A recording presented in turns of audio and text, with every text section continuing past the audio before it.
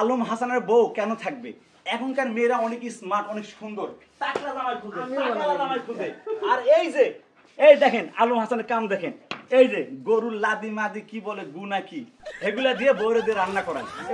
কি লেগে আপনার বউ থাকবে? এদিকে একটু কোন চিনি কোন এগুলা তো ভাই এই উত্তর জীবন এগুলা ছুঁয়েও দেখবো না ভাই।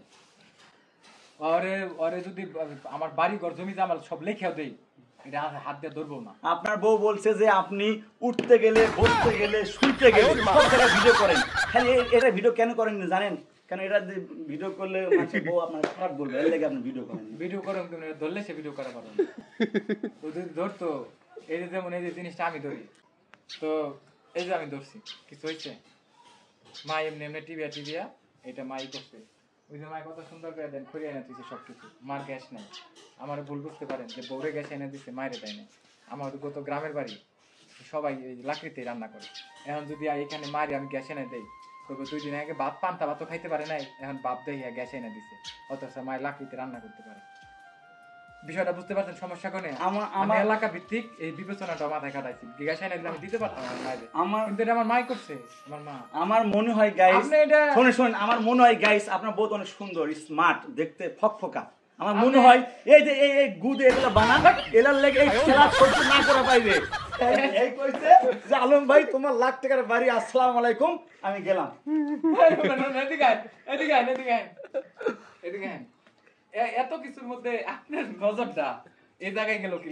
এগুলাই হচ্ছে মেয়েদের সংসার ভাঙার মূল কারণ।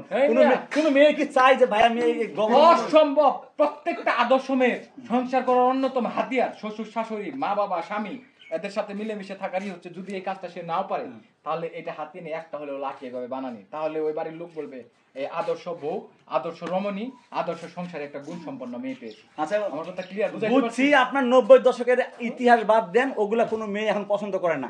এখন যদি নেক্সট বিয়ে করতে চান, তাহলে এই গোবর মোবর বাদ দিয়ে যদি আপনার বউ ধরতো না এগুলা, আপনার বউ ধরতো না। আমার বউয়ের সাথে আপনার বউ ধরতো না। কই আলম হাসান আর কই রাজুর বউ, এটা কি কেউ বিশ্বাস করবে? আপনার বউ, আপনার বউরে কোটি কোটি মানুষ দেখে। আপনার ওয়াইফ এটা ধরতো? আমার ওয়াইফ ধরবো, আপনার ওয়াইফ ধরবে না। তাহলে আমার ওয়াইফ ধরে নাই, তাহলে কি লগে কি মিলে? আপনার ওয়াইফ ধরবে না। ওই যে কয় না কি করলাম, কি হইলো, ছাতুমা খাইলাম, জানি না বাকিটা জানেন না? ওই যে যারা কথাটা শুনছেন হারা ঠিকই বুঝছে। তো যাক গাইস, ভিডিওটা এই পর্যন্ত, সব ভালো থাকবেন। সরি, উনি আসলে বুঝছেন খুব সুদক্ষ একজন ইউটিউবার, তা না হলে এটা মাথায় জীবনও ধরতো না। খুব চালাক, ব্রিলিয়ান্ট, বড় হইতে পারবেন। সত্য কথা কইছি তো, এর লেগে গেছে গা, এর লেগে বউ গেছে ভাই। বিয়া করলে সাবধানে করবেন, গরু মরু রাখবেন না।